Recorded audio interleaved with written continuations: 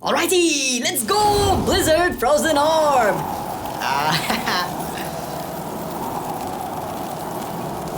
Hey, what you doing, man?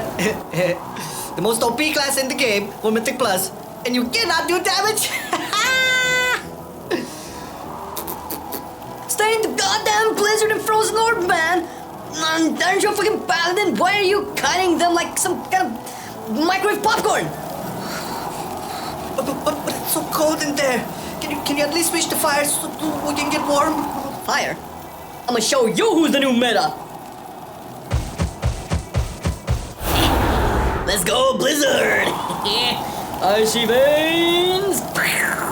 Frozen Orb!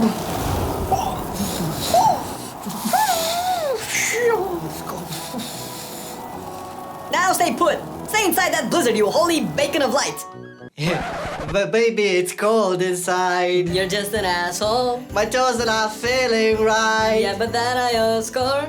Check out the guide for talents, open rotations, gems, confidence, and more.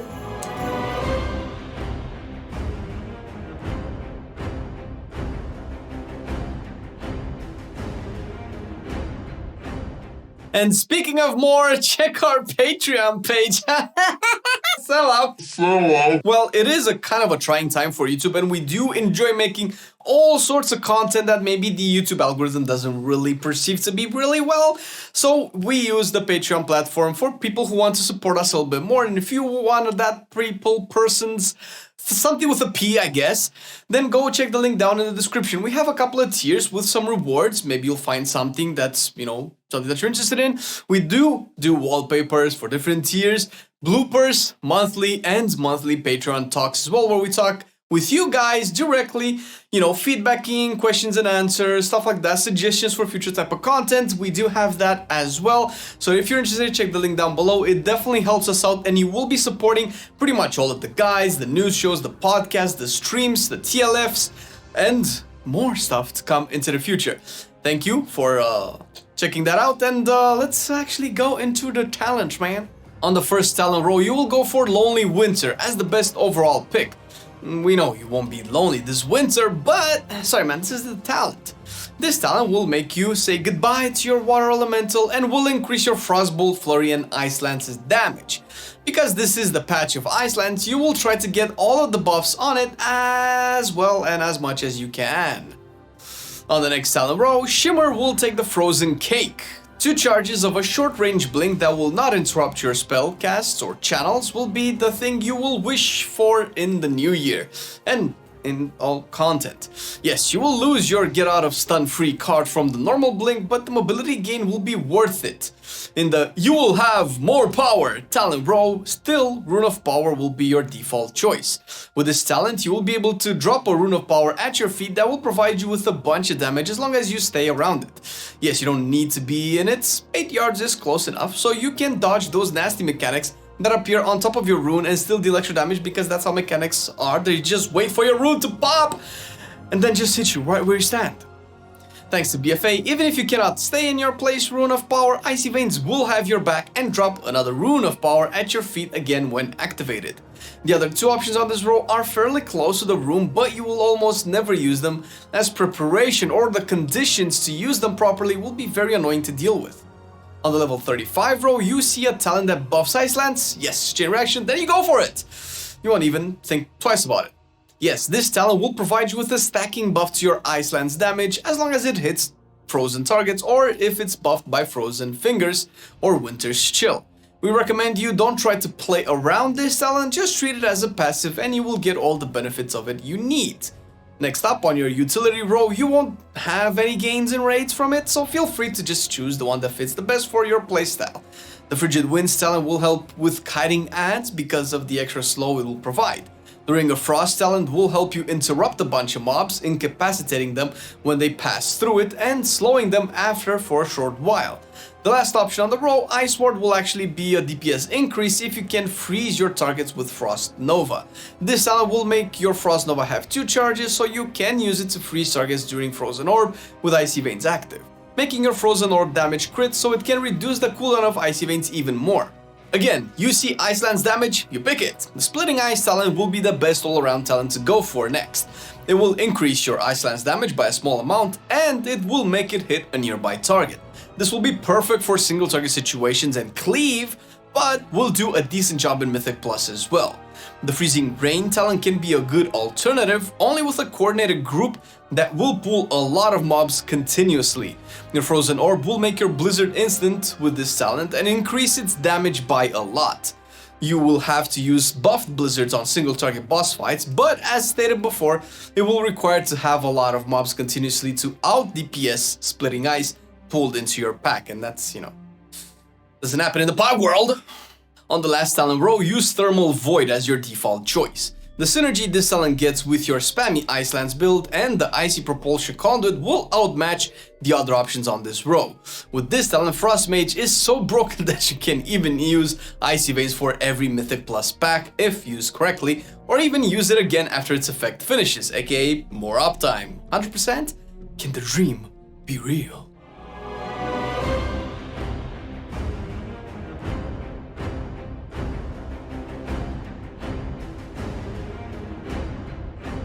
Even for your Frostmage, you will need to sim your character.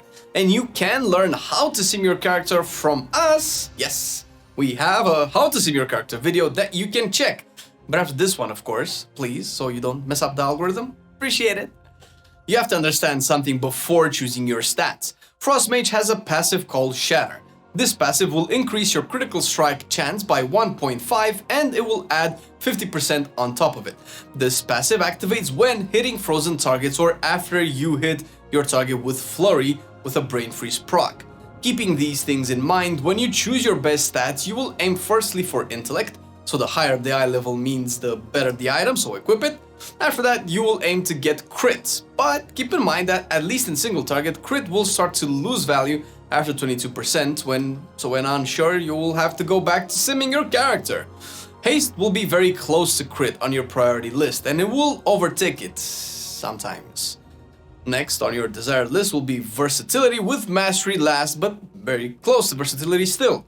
The stats for Frost are very close with one another and will work off each other nicely, so you'll always equip the higher level gear regardless of which stat percentages it will take you to, or equip what the top gear section of the sim will tell you to equip if you want to go the min-maxy route. For your weapon enchant, you will aim to get the Sinful Revelation one for single target encounters. When more targets appear into the fray, you will want to switch to the Celestial Guidance enchant for more intellect. It will help you out a lot in AoE.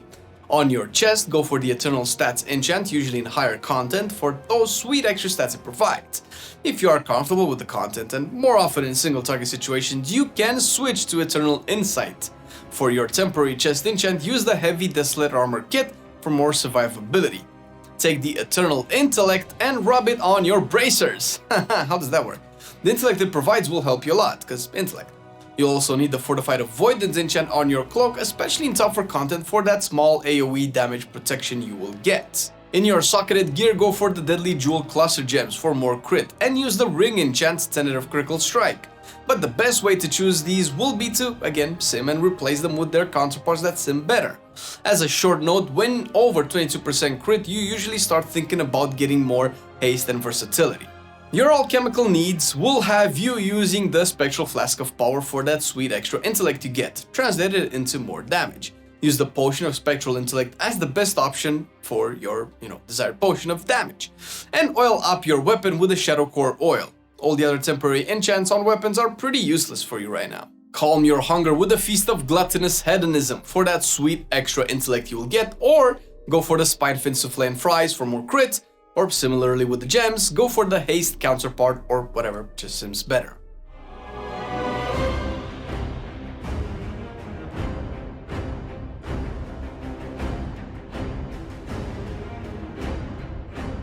For your Covenant, you'll have to take into consideration the fact that your Frostmage will do AoE damage regardless of what Covenant you join. Because we are in the 915 patch, you can get to level 80 and switch between them when you need, as you don't really have any restrictions anymore. For raids and dungeons, where more single target is needed, like on Tyrannical Weeks, you'll want to go for Venthyr. The Mirrors of Torment class ability is a very powerful single target ability that will conjure 3 mirrors on your target which will activate and consume a stack whenever your target will attack, cast a spell, or use an ability. Each consumed mirror will damage the target, will reduce its movement speed, its cast speed, and the last mirror will also silence its target. The Venthyr signature ability for you will be Door of Shadows, an extra short range teleport for your toolkit, because you are a mage and you cannot have enough teleports. Your best friend and soulbind from the Venthyrs will be Theotar the Mad Duke. He's so cool. With the 3 potency conduits path, because usually the Covenant specific potency conduit will out DPS Wasteland Propriety, you will have access to some interesting traits. Soothing Shade will be the first of those traits and will randomly spawn an umbrella with a shade that will provide you with a mastery buff if you can stand inside it. You will usually want to go for Leisurely Gait next, a trait that will provide you with a second stack of Doors of Shadows and is a tied trait to a Finesse Conduit. You'll kind of be forced to take the Token of Appreciation trait for the potency conduit attached to it, even though this is a defensive trait, but the conduit will make it worth it overall. Speaking of defensive traits, the Life is But an Appetizer one will provide you with a little speed and avoidance anytime you have the well-fed buff.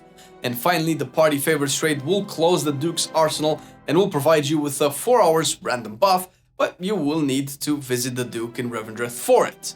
Honorable mentions for the Nadia Soulbind, as she can be very close to Duke in DPS gain, so sim her to see if she can be a better choice for you. Your second in Covenant of choice, the one that will excel in AoE, Mythic Plus and Surviving, will be Night Fae. Yes, fairies, again, they will provide you with the Shifting Power Covenant class specific ability. This is an AoE ability that damages every target around and will reduce all of your cooldowns by a small amount after the full channel. The Night Phase will bring you the Soul Shape ability as the signature one, and yes, it's yet another short range blink with movement speed attached to it, because the wheelchair mage, can you imagine that? This time the best soulbind to pick will be Dreamweaver. Again, with the 3 potency conduits path, he will provide you with a bunch of useful traits. The pot and the trait will start Dreamweaver's toolkit, providing you with a cheat death on a 10-minute cooldown. The Field of Blossoms trait will be the next memorable one, and it will make you drop another zone on the ground when you use your Covenant ability to increase your haste. Next will be the Waking Dreams trait, a defensive one that will provide you with a shield when you go under 80% HP. And finally, the Dream Delver trait will be a little stacking damage buff on everything you touch. After all this soulbind talk, yes, you will need some conduits. For your potency conduit slots, fill the first one with the Icy Propulsion. This one is actually broken, that's why it's the first one on the list. This conduit reduces the cooldown of Icy Veins for every crit you deal during Icy Veins. It will make your Icy Veins an almost 1 minute cooldown after it finishes, or you can even use it more times during a pack, if the pack is, big enough. Next, if you are a Venthyr, you will go for the Covenant specific one, Siphon Malice, as your second pick in single target situations. The Malice will increase all your damage when a mirror is triggered, stacking up to 3 times. For the other Covenants, and for Venthyr and AoE, the Unrelenting Cold trait will take the cake as the second choice. This conduit will be a flat-out damage increase to your Frozen Orb. For your third potency conduit, you will go for Ice Bite, when using the Splitting Ice talent. So, as we learned earlier, you see Iceland's damage, you go for it, and it will prove very powerful for raids and a must during tyrannical weeks. During fortified weeks usually, or when doing constant big AoE pulls, you can swap Ice Bite for the Shivering Core conduit. This one will synergize very well with the Freezing Rain talent and will increase Blizzard's damage and slow. For your Endurance conduit, you will have only 2 choices. The new Condensed Animosphere will be one of them, healing you for a percentage of your HP when you take damage. And the Tempest Barrier will be your next choice, synergizing very well with Shimmer. It will provide you with an extra shield every time you blink, or shimmer. In your Finesse conduit slots, go for Flow of Time as your first pick. It will synergize very well again with Shimmer and the Tempest Barrier conduit, reducing your blink/shimmer cooldown. Next, if you need another Finesse conduit, go for the Grounding Surge one, whenever you need your interrupt more often, of course. You keep in mind that this conduit only works if you successfully interrupt the target, otherwise it has 0 value. Lastly, you can go for the Winter's Protection conduit as an alternative to the Surge one if needed. This conduit reduces the cooldown of your Ice Block, but considering you already have access to Cold Snap, the use of this conduit again will be a specific niche.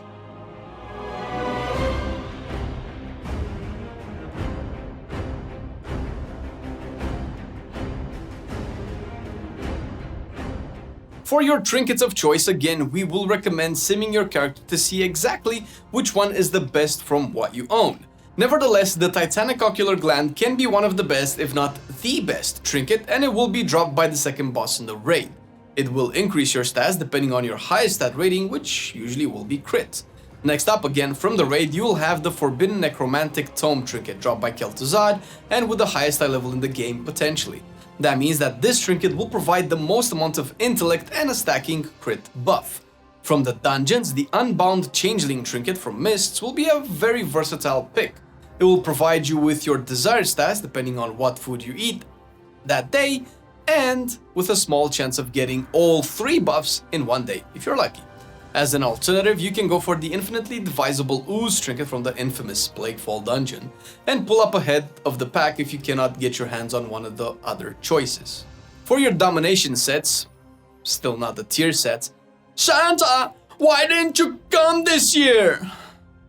Only 9.2, I guess. You will go for the Chaos Bane Unholy set. Pair the set with the second damage shards, core and Beck to achieve the maximum damage potential for dispatch at least. Because the set will only work in the Raid, the Maw, Korthia and Torghast in the Mythic Plus zones, you will have to go for the 3 damage shards, the core, the Beck, and the these nuts paired with the Cure one of the best defensive shards for the shield it provides, and Tell one for the same reasons. Or as before, get the good belt with a normal socket to suit your needs. The what, man? The fuck? Lego, you drunk? Again? It's cause you play all that Havoc, man. Goddamn, Animal has all his characters naked, so now his brain caught a cold. For our legendary needs, you. Yes, you dear viewers are legendary, the ones that we want. What? No ass kissing? Legendary items. You're gonna cut all of this shit, right? I swear to God, if he edits me one more time with a fat mouth and a dumb voice, I will return his Christmas present. You will most of the time use the Freezing Winds legendary as the best all-around legendary. Build it on your hand slot to get fingers of frost constantly while your frost orb is on the field. What? I'm horny, what you want? In pure single target situations like the Terragru or the Guardian of the First One's bosses, the Slick Ice legendary can pull ahead of Freezing Winds, but it will lose the DPS fight every time one or more targets will appear on the field, or when you cannot stay put and just cast those damn frostbolts, cause you must move a lot. Oh, and build it on your leg slot. The AoE counterpart will be the Glacial Fragments legendary. Again, build it on your leg slot so your Ice Lance will explode every time it will hit a target affected by your Blizzard. The issue with this legendary is that it requires constant AoE in order for it to work properly, and will all of the time make you use Blizzard plus Ice Lance spam even without the Fingers of Frost proc on 3 or more target situation. The other issue with it is that you will lose Thermal Void procs or Icy Propulsions when casting unbuffed Ice Lance, and you will lose a lot of single target and add priority damage. Your best weapon, like all other caches, will be the Maledict Opus from Kel'Thuzad for the biggest eye level it will provide you with. If you cannot get your hands on one of those, then go for the 252 eye level weapons from your weekly vault.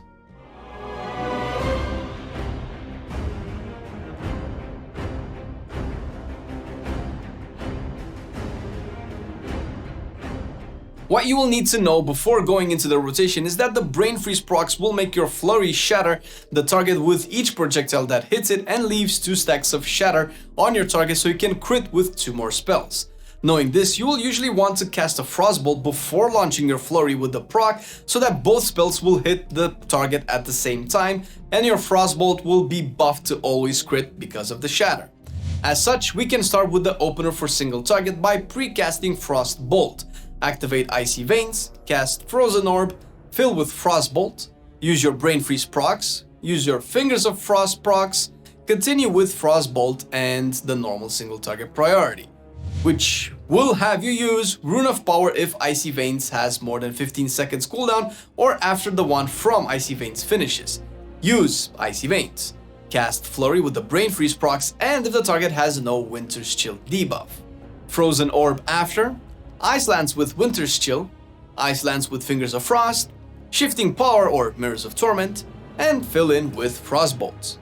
Your multi-target opener will have you precast Blizzard, activate Ice Veins, cast Frozen Orb, Blizzard next if it's off cooldown, use Flurry only with the Brain Freeze procs, use Ice Lance with Fingers of Frost or Winter's Chill, Shifting Power or Mirrors of Torment, and fill in with Arcane Explosion if there are more than 6 targets and no priority target is in the pack, otherwise just fill in with Frostbolts and continue with the normal multi-target priority.